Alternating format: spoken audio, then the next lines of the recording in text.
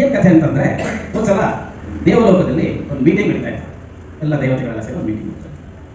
ಏನು ಮೀಟಿಂಗ್ ಅಂದರೆ ಗೊತ್ತಲ್ಲ, ದೊಡ್ಡ ವ್ಯಕ್ತಿಗಳು ಬರ್ತಾರೆ, ತಮ್ಮ ವೆಹಿಕಲ್ಗಳನ್ನು ಹೊರಗೆ ಬಿಡ್ತಾರೆ, ಒಂದು ವೆಹಿಕಲ್ ಪಾರ್ಕಿಂಗ್ ಪ್ಲೇಸ್ ಇರುತ್ತೆ, ಎಲ್ಲ ಬಿಡ್ತಾರೆ ಹೊರಗೆ.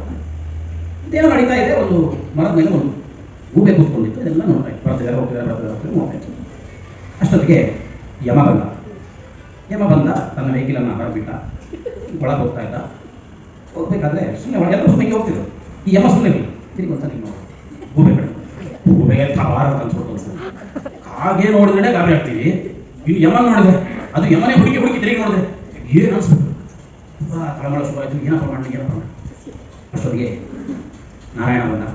ಅವನು ವಾಹನ ಗರುಡನ ಹೊರಗೆ ಬಿಟ್ಟ. ನಾರಾಯಣ ಒಳಗೆ ತಿರುಗಿ ನೋಡ್ಲಿಕ್ಕೆ ಒಳಗೆ.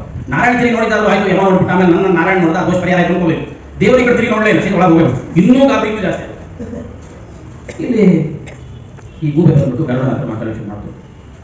ತಾಟ ಗರುಡ ಕೇಳೋದು, ಮುಖ ನೋಡ್ತಾನೆ ಏನು ಇಷ್ಟು ಗಾಬರಿ ಆಗಿದೆಯಲ್ಲ, ಏನು ಕಥೆ, ಯಾಕೆ ಹಿಂಗಾಯ್ತು ಅಂತ ಕೇಳಿ.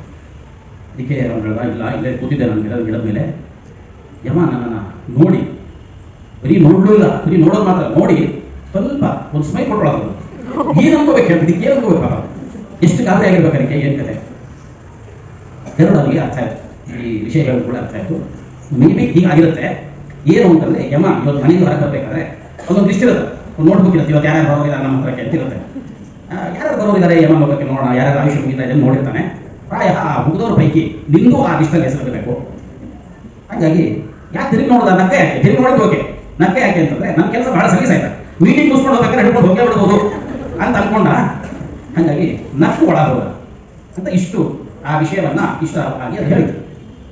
ಏನು ಮಾಡಲಿ ಹಾಗಾದ್ರೆ ಯಮ ಬರೋದು, ಏನು ಮಾಡಲಿ ನಾನು ಹೇಳಿದ್ರೆ, ನೀವು ಯೋಚನೆ ಮಾಡಬೇಡ, ಏನಾದರೂ ಮಾಡ್ತೀನಿ, ನೀನು ಯಮನ ಕಣ್ಣಿಗೆ ಕಾಣಿಸ್ಬೇಕು, ಹಂಗೆ ನಾನು ನೋಡ್ಬೋದು.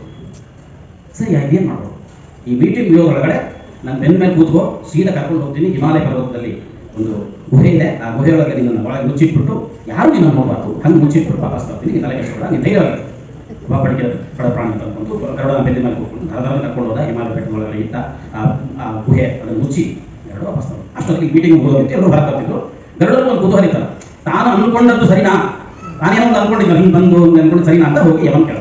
ಹೀಗೆ ಇಲ್ಲೊಂದು ಗುಹೆ ಕೂತ್ಕೊಂಡಿತ್ತಲ್ಲ, ಹೌದು ಸರಿ, ನೀನು ನೋಡಿ ನಕ್ಕಿ ಅಂತಲ್ಲ, ಯಾಕೆ ಯಮ ಅಂತ ಏನು ನಾನು ನೀನು ಅನ್ಕೊಂಡಿದ್ದು ಸರಿ ಇದೆ. ಮನೆಯಿಂದ ಹೊರಗೆ ಬರ್ಬೇಕಾದ್ರೆ ಯಾರ್ಯಾರು ಆಯುಷ್ಯ ಮುಗಿಯುತ್ತೆ ಅಂತ ಅನ್ಕೊಂಡು ನೋಡ್ಕೊಂಡು ಬಂದೆ, ಇದ್ರದ್ದು ಆಯುಷ್ಯ ಮುಗಿಯುತ್ತೆ ಅಂತಿತ್ತು.